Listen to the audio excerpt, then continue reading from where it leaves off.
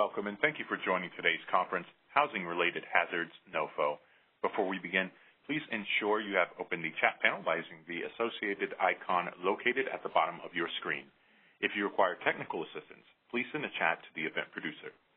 You are welcome to submit questions throughout the conference, and these will be addressed during Q&A. To submit a question, select All Panelists from the drop-down menu in the chat panel. Enter your question in the message box provided and send. Please note, all audio lines are muted at this time. As a reminder, this conference is being recorded. With that, I'll turn the call over to David Fleischman, Director of Capital Fund Division. Thank you, Marvin. Good afternoon. This is David Fleischman with the Capital Fund Division. I have with me the Cap Fund team, which is Leandria Campbell, Damian Thomas, Chris Granger, and Tara Radosevich. Leandria and Damian and Tara will be doing the slide presentation on the Housing-Related Hazards NOFO. The department is proud to kind of introduce our new NOFO, which allows for a number of things. Mold, carbon monoxide, radon, fire sprinklers, etc. And we're excited to present this NOFO to our public housing agencies and our field offices. And we welcome you all, just in terms of joining us here today. We greatly appreciate your attendance. With that being said, I'm going to hand it over to Damian Thomas. Damian, go ahead, please. Thanks, David. Good afternoon, everyone. So I'd like to start off with looking at the slide 2, and as we can see, we have some administrative kind of things up front. The funding opportunity number, FR 6400N68, the actual title of the NOFA, Public and Indian Housing-Related Hazards Capital Fund Program. We have the CFD number. What we really want to pay attention to on this slide is the opening date. The NOFA opened on March 24th, 2021, and it closes on May 25th, 2021. So you all have roughly a month to go ahead and get your paperwork together and submit this application. Next slide, please. All right. The purpose of the program is to help public housing authorities identify and eliminate housing-related hazards in public housing such as mold, carbon monoxide, pest infestation, radon, install fire sprinklers, and address other housing hazards. Okay? And the hazards of priority for this NOFA is included in the rating factors and on the appendices. Next slide, please. Okay. So we'll cover some quick questions about the application process. First question is, where can I find a program notice of funding opportunity? And it's the PIH Housing-Related Hazards Capital Fund Program. You have the FR number again, and it can be found on this link. So if you did a copy and paste into your favorite search engine, then you would be able to find it there. You can also go to the Grants Management or Grant Solutions, and you can search for it by the FR number. So next slide, please. Okay. How can I apply?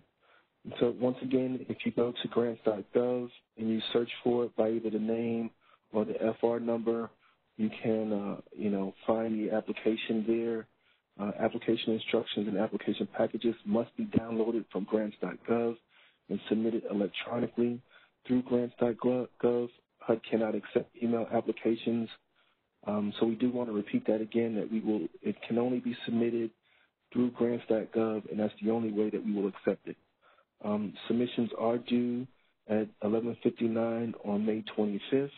That is a hard deadline, and awards under this NOFO are funded with fiscal year 2020 appropriations. Next slide, please. Okay. Now we'll talk a little bit about eligibility, and we'll address some of the questions concerning eligibility. Can a PHA that only administers Section 8 Housing Choice Vouchers, HCV, project-based rental assistance, PVRAs, or project-based vouchers, PBVs, apply for funds under this NOFO? No. The funds under this NOFO are designated for identifying and eliminating housing-related hazards in public housing. That's Section 9 of the United States Housing Act of 1937 only.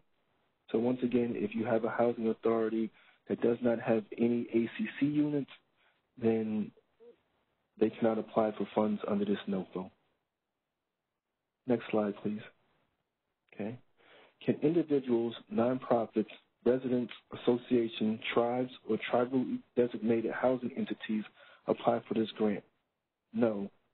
Only PHAs can apply for this grant. How many applications can a PHA submit? One, a PHA may submit only one application, but the request may be for more than one project. So if you have more than one development that you want to, put in your application, then feel free to do so, but it should all come under one application. Next slide, please. Okay. Eligible uses of the funds. Eligible activities and costs for this NOFO will be covered under budget line item 1480, general activities, with the following additional restrictions. Funds can only be used for capital fund activities associated with the housing-related hazards identified in the application. Other work in the property, including work to prepare for hazard control, which is repairs to the substrate, fixing leaks, or other renovations, shall be funded by other sources. So once again, when you're preparing your application and you're doing your annual statement budget, then you should identify under your work activities that these will be associated with budget line item 1480. Okay? And so no funds will be allocated to 1410 admin. No funds will be allocated to 1406 operations. Okay? Next slide, please. Okay? So eligible uses continued. Funds under this NOFO may only be used in public housing as identified by Section 3 of the 1937 Act, and the PHAs participating in the Capital Fund Program under Section 9 of the 1937 Act and 24 CFR Part 905. Funds may not be used at projects under commitments to enter into housing assistance payments contracts, which is CHAPS, under the Rental Assistance Demonstration, RAD, as authorized under Public Law 112-55 and implementing notices. Properties that will be converting to another federal housing assistance program must complete all housing-related hazard control activities prior to conversion. Okay? Funds may not be used for housing-related hazard activities in housing that is planned for demolition in the 5-year action plan. So if you have if you're converting to RAD and you have an activity that's going to be going under a CHAP and you want to participate in this program, then you should expend all the funds prior to receiving that check. Okay? And if you are designated, if you have in your 5-year action plan that that you have future demolition that's going to take place, then those developments will not be eligible for funding under this NOFO. Next slide, please.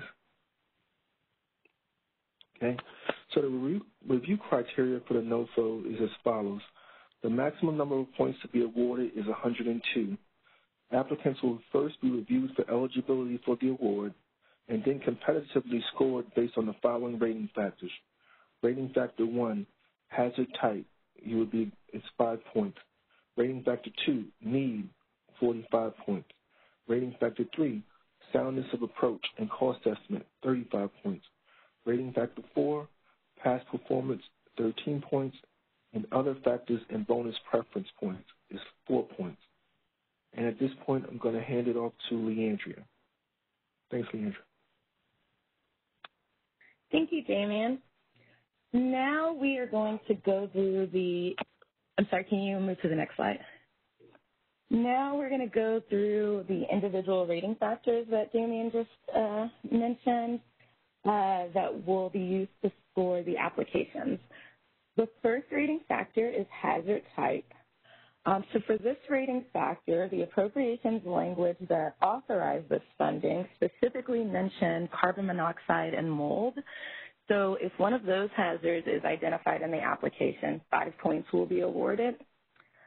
5 points will also be awarded for radon due to congressional concern about a report that indicated that between 2013 and 2018, HUD did not test for radon in a single unit operated by a housing authority directly managed by HUD, even though under federal law, HUD is required to develop effective policies for dealing with radon contamination. So that's the reason why, even though radon is not detailed in the appropriations language, we also gave that 5 points. Fire sprinkler installation and pest infestation hazards will receive 3 points. These items are departmental priorities, but they are more limited in scope of the work items that can be funded with this particular grant. So for the fire sprinklers category, it is for that, just that fire sprinklers. It can only be used to install fire sprinklers. If a PHA identifies pest management hazards, it can only be used where the pest infestation has become so severe that major modernization work of the units is required, such as bed bug infestation in the walls or outlets or insulation of buildings. All other hazards identified will receive 1 point, and if a PHA identifies more than one hazard, it will receive the points from the highest rated hazard that is identified. So, for example, if a PHA identifies that it is going to take care of carbon monoxide and fire sprinklers with this funding, it will receive 5 points for rating factor 1 because the carbon monoxide trumps the other factor. Next slide, please. The next rating factor is need. For this rating factor, the PHA should submit a short narrative that is not longer than 5 pages, and it should include a description of the steps taken to assess the properties for the hazard, a description of the data gathered through testing and assessment or from resident complaints or observations, an estimate of the percentage of units in each proposed AMP that are impacted by the hazard, a description of the future potential impacts of the hazard, and a description of resident need or special circumstances shared with the PHA or local environmental area factors.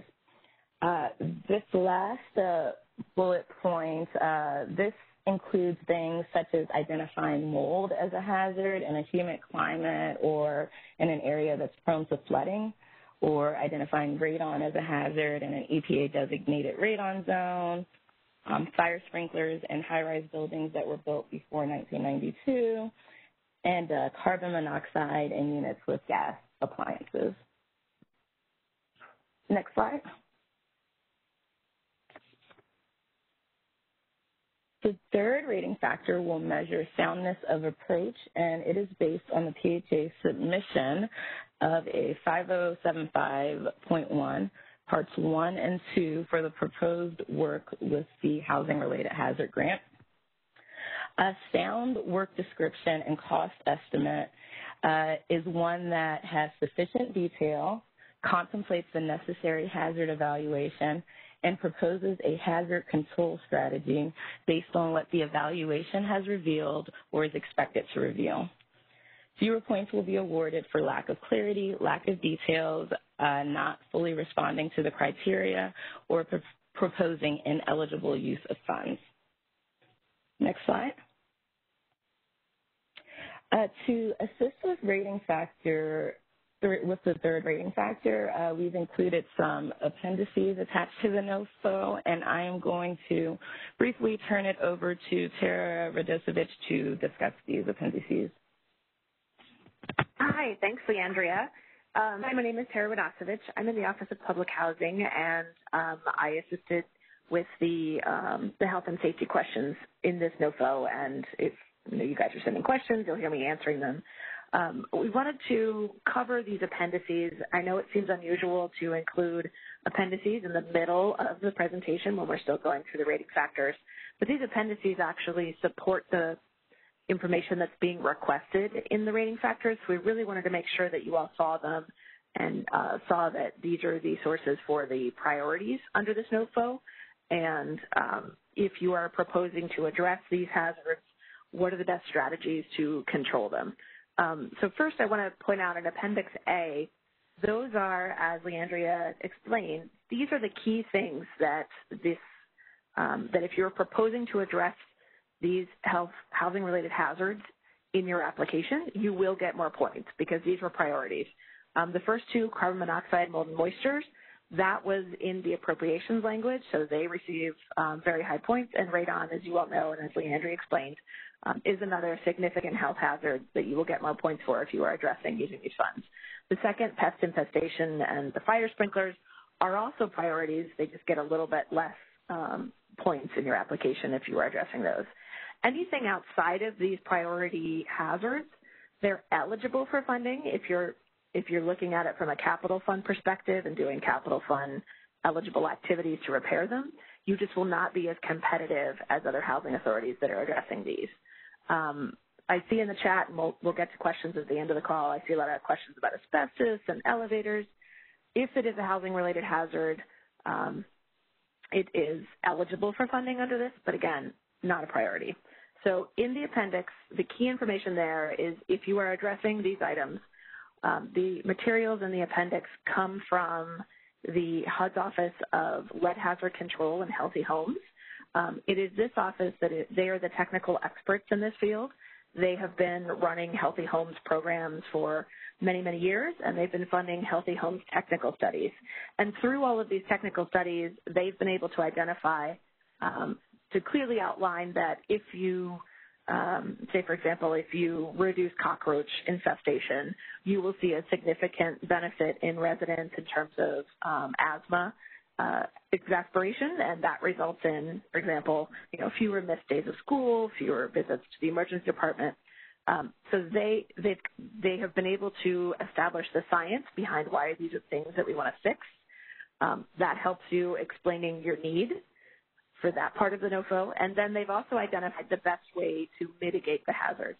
So one example might be if you've got a really moist building, the air is very humid, and you've got mold, you may think I just need to install a whole building dehumidifier, for example, to control that. Well, that's actually not, that's a way to reduce your humidity and potentially the mold in the building, but that's not the best method that has been identified through housing-related hazard research. And so through the material and the appendices, the links that those provide, that's where you can better identify what things should you be doing to address the mold and moisture problem in a building. It's fixing leaks, identifying any place that the water comes in.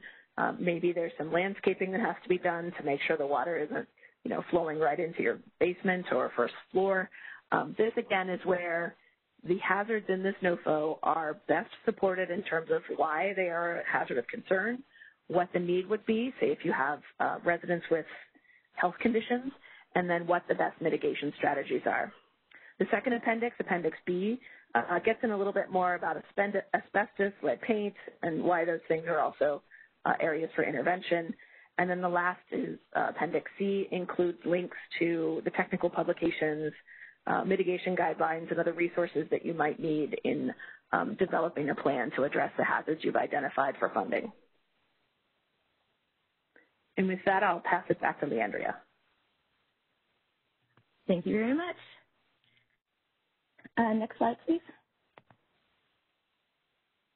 Rating factor 4 is based on the PHA's reporting history and locks, and whether the PHA has had any Officer of Inspector General audits or independent public accountants audit findings in the previous fiscal year. If the PHA has not had an audit finding in the previous fiscal year, it will receive 5 points. If it has had one or the other, either an OIG audit finding or an IPA audit finding in the previous fiscal year, it will be awarded 2 points.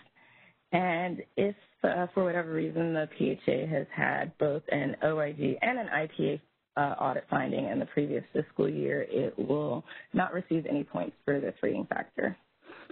For the locks reporting subfactor, if the PHA reported on time and locks for all open grants for the past 12 months, it will receive 7 points. And if it did not report on time and locks for 1 or more months in the past 12 months, then it will receive 0 points. Next slide. Applications can also be awarded up to 2 bonus points if they meet the Section 3 qualifications listed on this slide. I'm not going to go through all of these qualifications, but basically if the PHA indicates in its application that it meets one of them, then it will receive a point for each that it indicates. Next slide.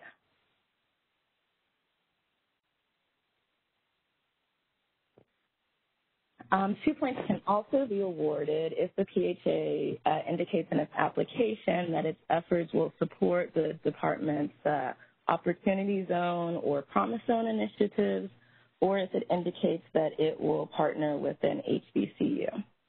It's important to note that with these bonus and preference points, the PHA cannot receive more than 2 points, even if it meets the requirements for all of the preference points.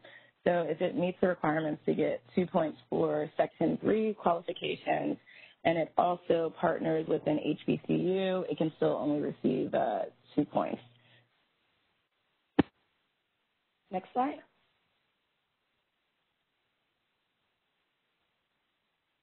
Now we're just going to go over some additional questions about the NOFO that we've received. The first one is, what is the maximum grant amount and the permitted periods of performance? So the maximum award amount is $4 million per project period. PHAs are not required to leverage or match these grant funds. If for whatever reason the cost of the total project is expected to exceed $4 million, then the PHA has to identify other sources that it will use.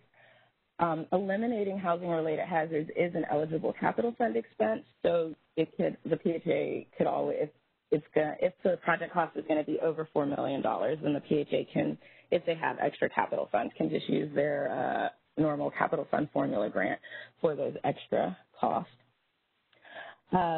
As with all capital fund grants, the PHA has to obligate 90% of the grant within 24 months and expend 100% of the funds within 48 months of the grant award, unless HUD grants an obligation extension. Next slide. The next question is a PHA still eligible to receive a grant award if it is issued a commitment to enter into housing assistance payments since the time of submission, or a CHAP? No, funds cannot be used for projects with active CHAPs. If an applicant is awarded grant funds and also has an active CHAP, the applicant will be required to withdraw the CHAP or refuse the grant award. For other conversions, all work must be completed before the property converts, and funds may also not be used for properties that are planned for demolition. Next slide. That concludes our presentation. If you have any questions outside of what we're going to answer in the next half of this presentation, HUD staff is always available to provide clarification on the content of the NOFO.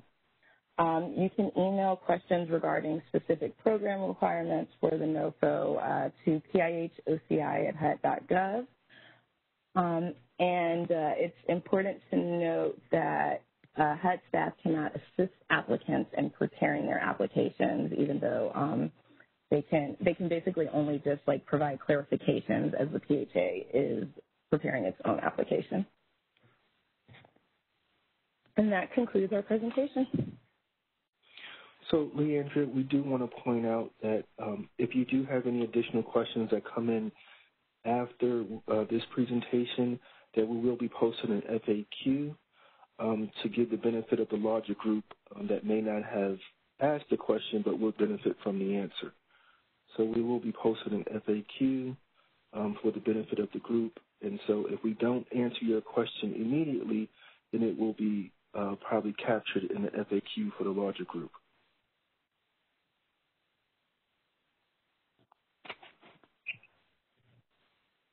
Thanks. Now, do we want to turn it over to Chris to take some questions?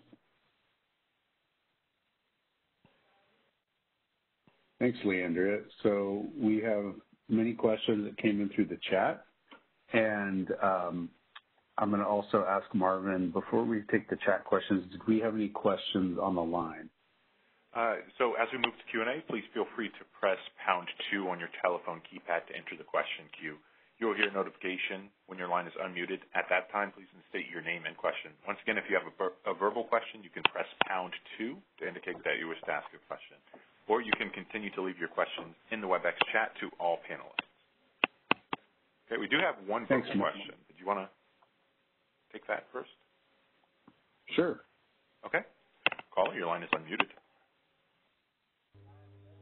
Yes, my name is Tim Pierce with the Rocky Mount Housing Authority. I was wondering, is there a way we can get a copy of this slide for the ones who had to do it by phone? Thank you for the question. These slides will be posted to the website. And when Chris says the website, he's referring to the CAP Fund website. So if you go and you type in HUD Capital Fund, then you will be able to find the slide. And the presentation is also being recorded, and it will be posted to the site as well.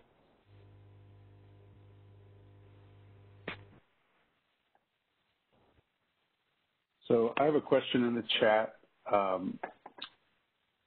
Tara, can you answer this one? Can funds be used for temporary relocate residents? Hi, thanks, Chris. I can answer a little bit of that, and then I'm going to pass the mic to a CAP Fund expert. So with the work that you're doing under this NOFO, if it requires that for the health and safety of the residents, they not be present when the work's going on, or if it's work in their unit and they can't be there, I think under the CAP Fund there is a line item for relocation, but I'm going to pass it to, I'm going to say a few more words, and then I'm going to pass it to either Chris or Damien to answer about CAP Fund relocation and the budget line item.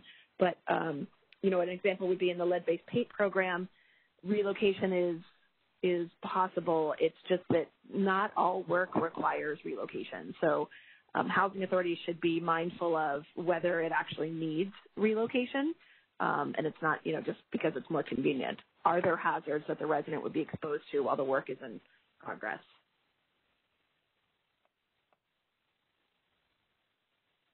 And then Chris, did you want to add to that? Yeah, about the BLI. So, just Chris, Tara, I think that you've answered it perfectly. If the work requires, if the resident, the tenant is going to be exposed to a hazard generated by the work, then yes, they should be relocated, and it's an approved expense. If it's not, then, you know, and they can be worked around, then relocation is not appropriate.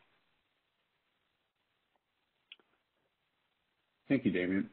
The next question we have, and I believe you covered this, Leandra, could you talk about this? If we already have a chat but closed, we still can't apply for this grant?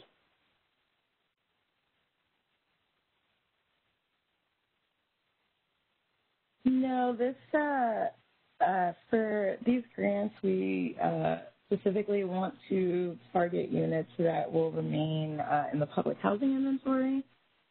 So any PHAs or any units that are in the process of a RAD conversion are not eligible.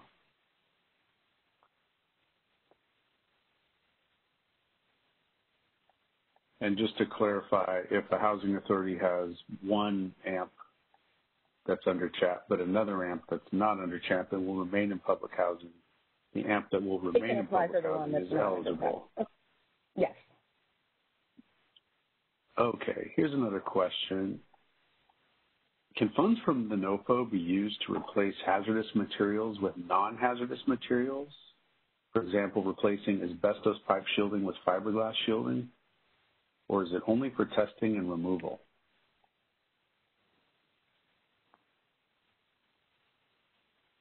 Chris, this is Tara. Do you want me to take that one?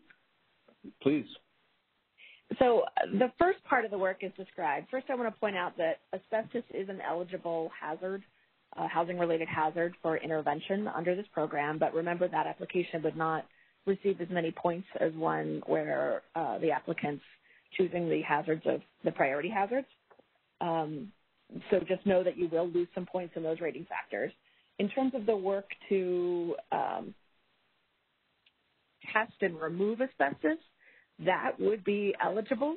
With the asbestos, and this would be something to look into as you research through the appendix, asbestos is only a housing-related hazard if it's friable, meaning that it's there's an EPA definition for what friable is. Usually it's when it's crumbling and available to the air. If the asbestos that you're describing is not friable, technically that may not actually be a hazard to the residents of that unit. So I would encourage you to look into whether or not it actually is a hazard for the residents of the building. I shouldn't say unit, for residents of the building. So the work to test and remove, yes, it could be eligible, but we're going to evaluate your application for, what sort of analysis have you done. This would be part of the narrative, whether it actually is a hazard, what's your need for the funding, what controls are you proposing. And then the second part of that is if it is, the mitigation is eligible. The second part of that, putting the other kind of insulation on, that I think we'd have to follow up with via email, or we could put it in the FAQs, because if it's something that isn't necessary to control the hazard, then it may not be eligible. Thanks, Tara. David, I have a question for you. This came in from several participants on the call. When funds are approved, how soon will funding be available and awarded? So typically, once the award is made, the memo recommendation for the awardees has been signed off. The fund assignment typically takes a week, and then we walk into a congressional notification where congressional offices are notified, and then we go into a full fund. So I think it's, basically on or around a 2-week period for that process. Thanks, David. For Leandria, another question about eligible activities. Are elevator rehab considered eligible housing-related hazards?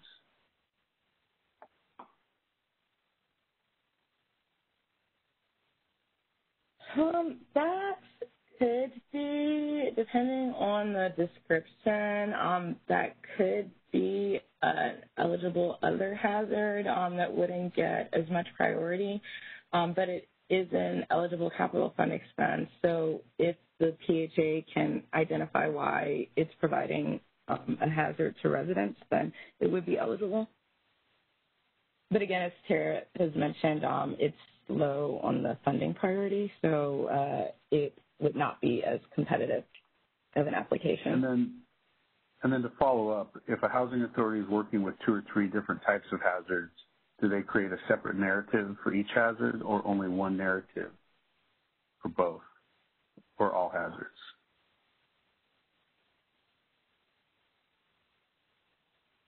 Chris, this is Tara. I can help here. It's 5 pages total for the whole application for the narrative and that rating factor.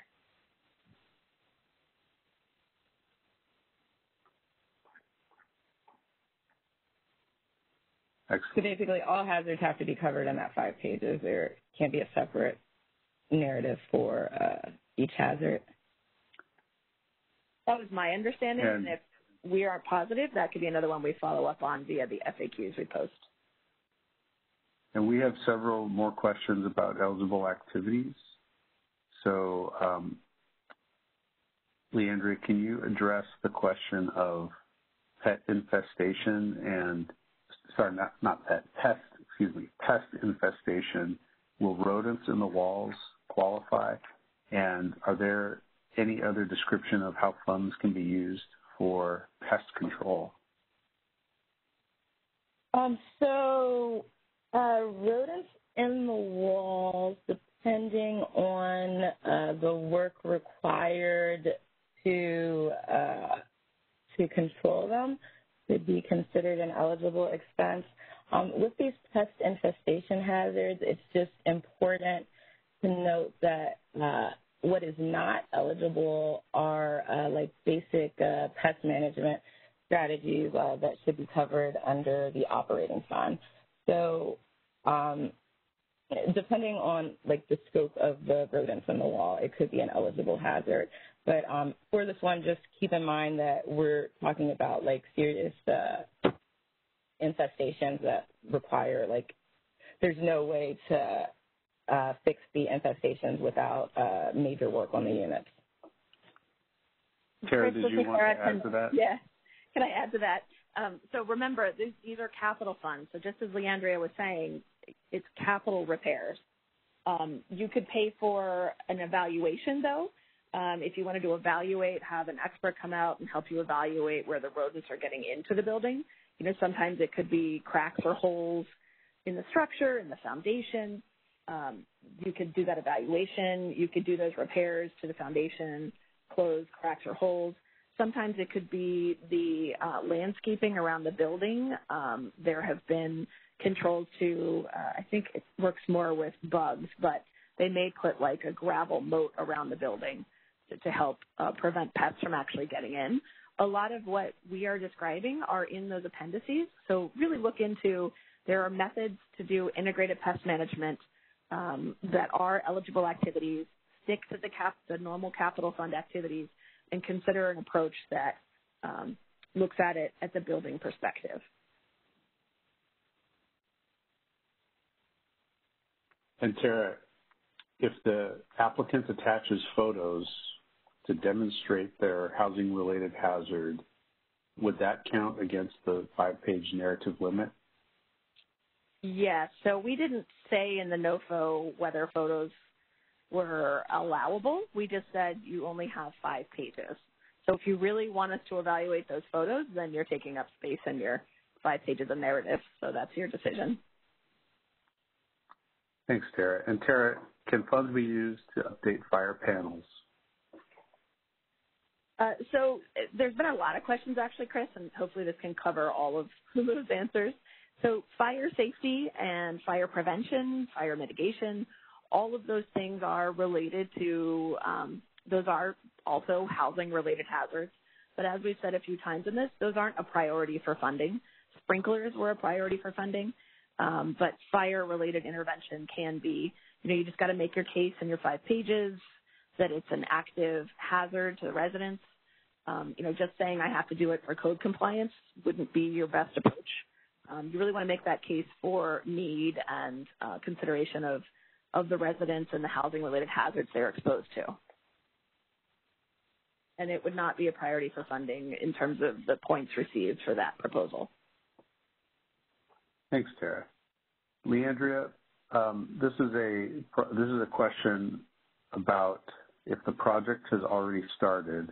For example, if they started a sprinkler project at the Housing Authority, can they still apply for this funding opportunity? And we may need to address this more in the FAQ, but generally speaking, I believe, Leandria, the answer is that you cannot obligate funds before they are awarded. Correct. And therefore, if a project has already started, it needs to be covered under a different funding source. Right. There's no, you can't use these funds to reimburse yourself for work that has already started.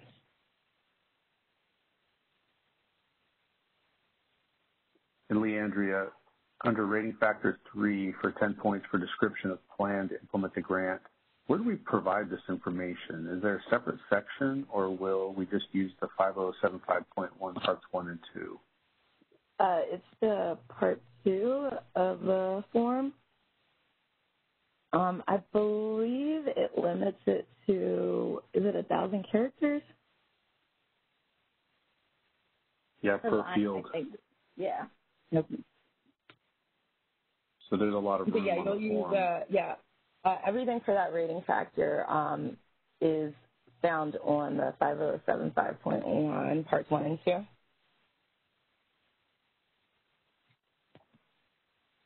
Thanks, Leandria.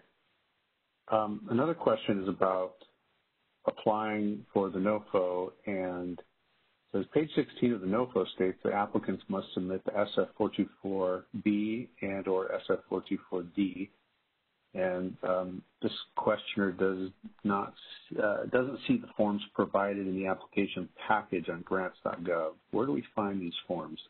Leandria, you might be able to answer this, but I believe those forms are on grants.gov. And I believe those forms are generated when the applicant clicks through the application process. Right.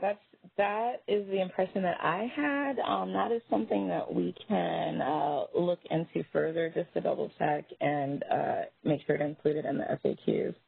But yeah, I was under the impression that it was already on the site.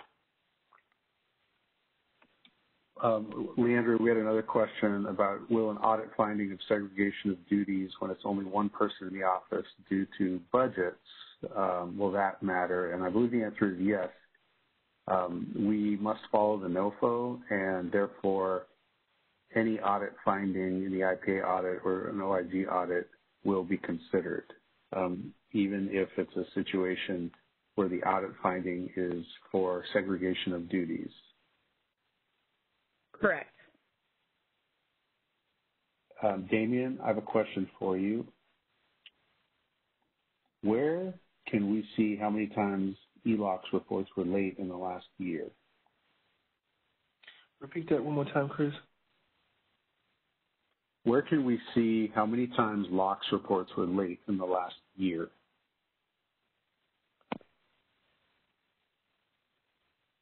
LOX report was what? I mean, I'm kind of confused. I mean, I think that you would find that in LOX, right? So I guess I'm not really understanding the question. Yeah, so the question came in, where can the Housing Authority look to see how many times and when their LOX reports were late? And I believe the answer is that in LOX, when the Housing Authority looks into LOX, there's the obligation expenditure tab. Yep. Okay. So yes, you're correct, Chris. That's what they were finding at. Leandria, for Opportunity Zone preference points, what additional documentation is required in addition to the certification? Is the Opportunity Zone form on grants.gov and a separate certification on letterhead required?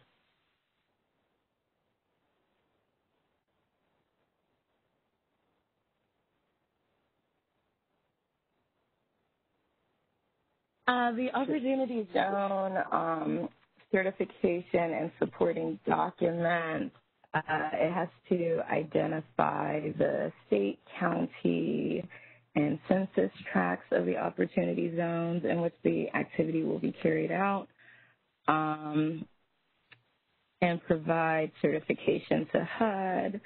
The certification has to affirm that the investment is in a qualified Opportunity Zone, and be submitted as a supporting attachment on the applicant's letterhead with the application package.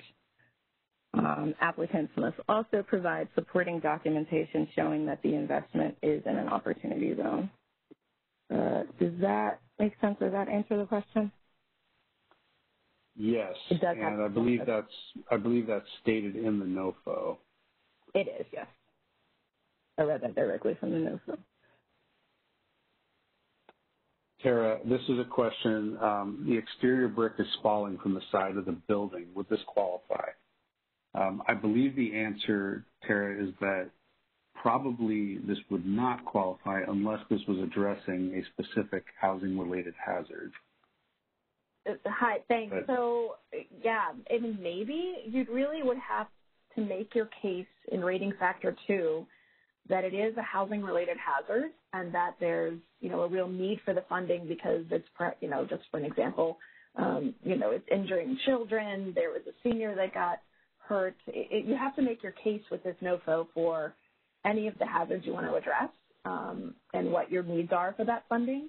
But then again, it is something that is not a priority for funding. The priorities in rating factor 1 are mold, carbon monoxide, radon, pest infestation, and fire sprinklers. Applications proposing to address those hazards will get the most points and be the most competitive.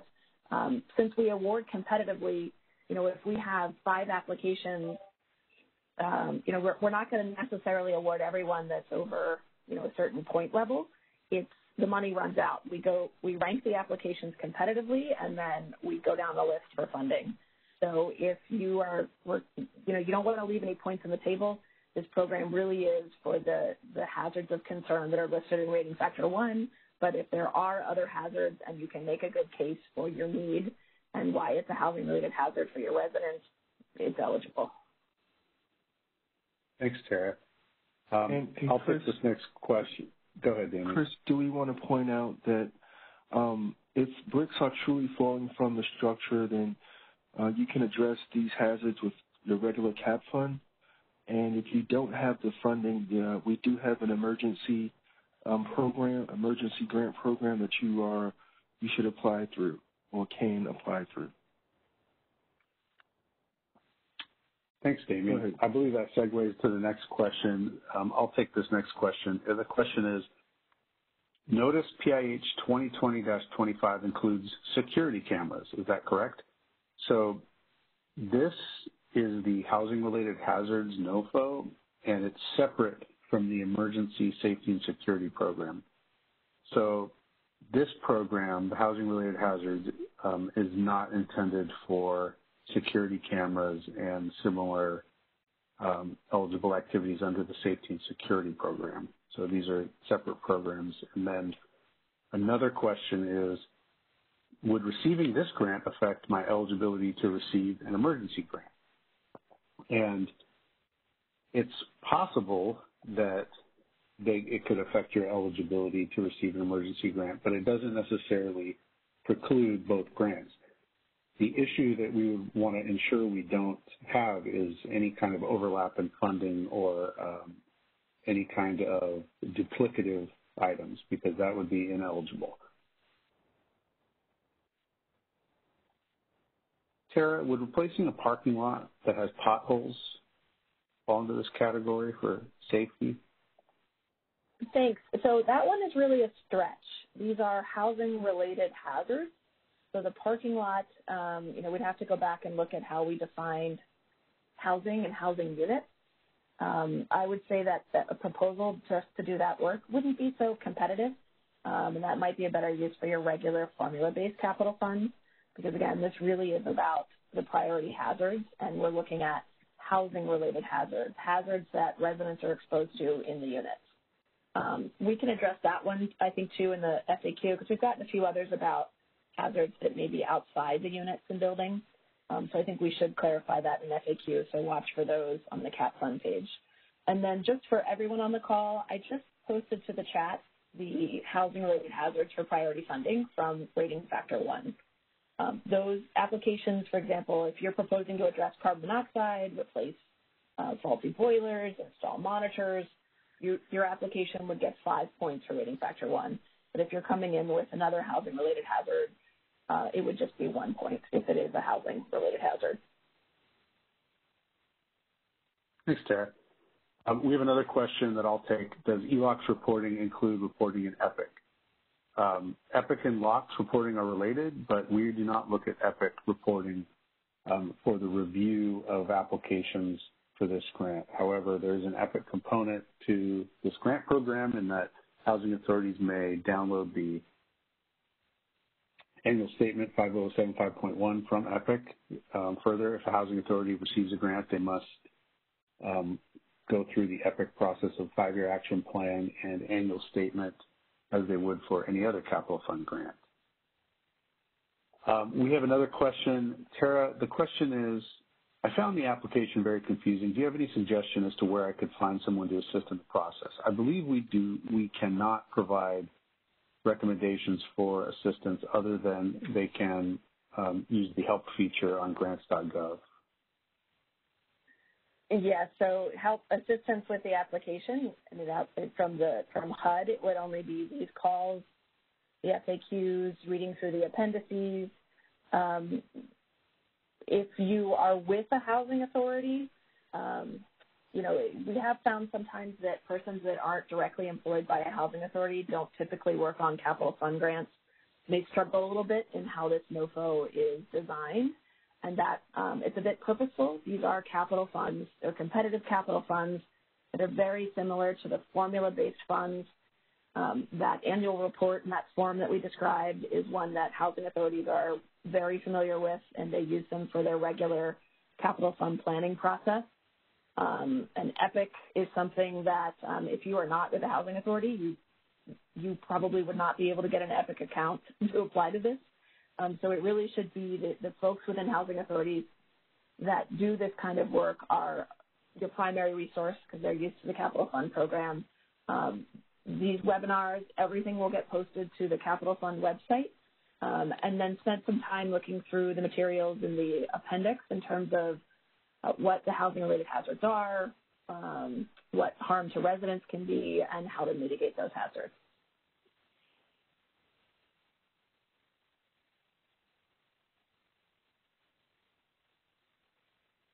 Thanks, Tara.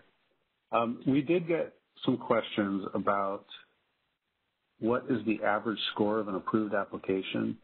We don't know the answer to this because we haven't scored any applications yet. We'll score the applications after the deadline to submit. It's a brand new program. And we have about 5 minutes left, Tara and Damien and Leandria, and we have many questions about eligible eligible activities. I believe we probably are going to need to address those in the FAQs, and we won't be able to get to them all. There's a lot of very specific questions. I believe Chris, I think we should address that radon question that I saw come in, since radon is a priority for funding. Go ahead. Sorry to interrupt. Radon, you could use these funds to do radon testing. If the radon testing is the entire amount of your application and there isn't much fund for mitigation after that, that is okay. You could use your other capital funds to help pay for the mitigation, but even just getting that evaluation and testing done to know what the scope of your issue is a great first start, and that is an eligible use of these funds.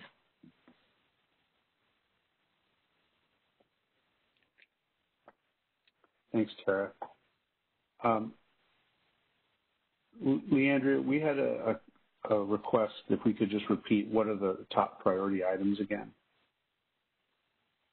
and what is the minimum grant amount? The maximum grant amount is $4 million, and the top priorities that will receive 5 points for rating factor 1 are carbon monoxide, mold, and radon. And the minimum grant is $10,000. Oh, yes, I'm sorry. Yeah. And we did get some questions about emergency grants. That's not the focus of this presentation, but we're happy to answer those questions.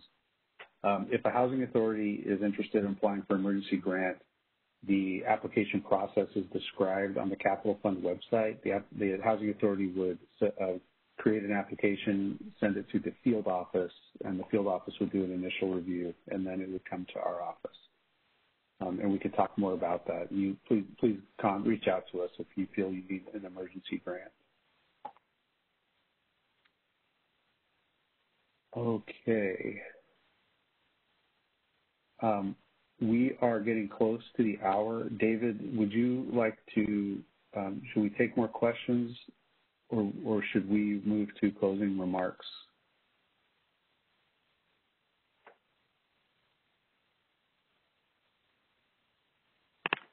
And I actually believe David may have disconnected here. Oh, okay. We have we've been on the line for nearly an hour now, and we appreciate everybody. I think we had more questions than we're able to answer, and that's a good thing in that we have interest in the program. But it's probably better if we address most of these in the FAQ, unless Tara and Leandria and Damien, do you want to stay on the line and try to get through all the questions? Chris, it's Tara. I can do a couple really quickly. I do have another call. Oh, okay. I can just quick go through some that I see. I see a question about funds to reconstruct drainage systems that's causing a wet basement and mold.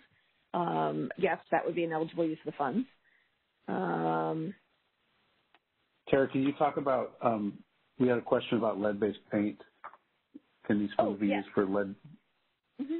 So they can be used for lead-based paint, but that would still fall in the other hazard category. It's not a hazard of concern, but yes, it's eligible for these funds. And then watch out, a NOFO for lead-based paint funds just recently closed, but it's a pretty popular program. I think we have appropriated funds in the next fiscal year. There will be money coming in the future for lead-based paint work. So don't feel like you have to get these funds for lead-based paint work, but you can if that's a hazard you need to address, and testing is an eligible use of funds. Tara, if the Housing Authority is troubled and has a recovery agreement in place with the field office, would they qualify for this grant? Yep, they're eligible for funding. I think, don't we have some language about do we still have that language about in compliance with your agreement? We can put that in the FAQ. I just can't. Yeah, I believe so. They have to be in compliance with it. And we had a question, if the small housing authority, is it worth it for a small housing authority to apply? And I believe the answer is yes. We would encourage small housing authorities. Mm-hmm. You don't need to just be larger. You don't have to ask for $4 million. Smaller housing authorities have housing-related hazards too. Please apply. We know you need these funds just as much as the big guys.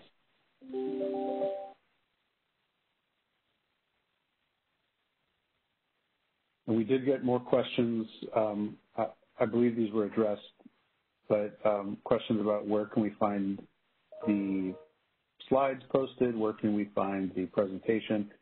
They will all be posted to the Capital Fund website.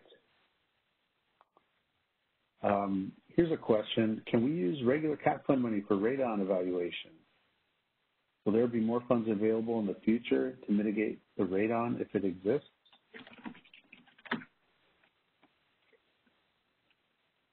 Yes, Chris, that one, I was trying to answer that one to say, yes, you can use it for radon testing, radon mitigation. This program, I think it's in our next fiscal year appropriation, so that we expect there will be more funds down the road. And then you can combine these funds with other capital funds to pay for work that may be recommended for radon mitigation. We got another question. Are small PHAs scored differently based on the number of units? And the answer is no. Small or large should apply if they have these hazards, and the number of units will not give you a larger or smaller score. However, note that your cost estimate should reflect the number of units and the scope of your work.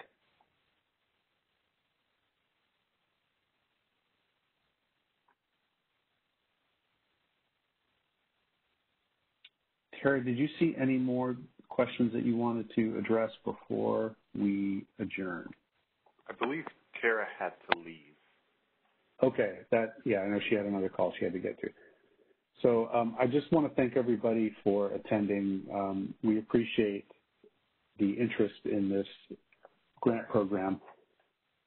I want to stress this is a brand new program, so all of the housing authorities who are part of this will be on the cutting edge of, I think, something very impactful and very new, and this is a vanguard program for addressing housing-related hazards, and we very much look forward to reviewing your applications, and we encourage you, just please submit your application, follow the instructions, and best of luck to everyone who applies, and we thank you so much for attending this presentation and for working with us, because you're our partners and we appreciate you a lot. So upon that, I will close the presentation. Marvin, thank you so much. We really appreciate you as well for helping us today. All right, thank you. That concludes our conference. Thank you for using Event Services. You may now disconnect.